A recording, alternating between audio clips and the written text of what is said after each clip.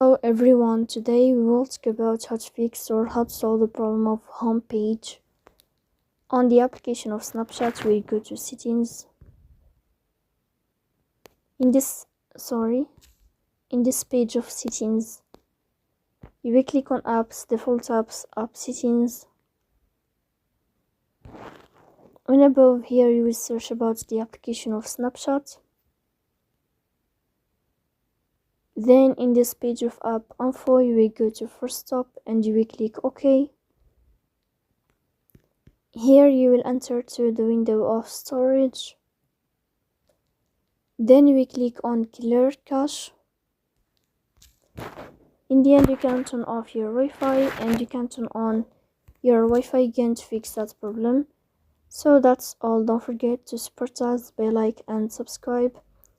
See you next time and thank you for your watching.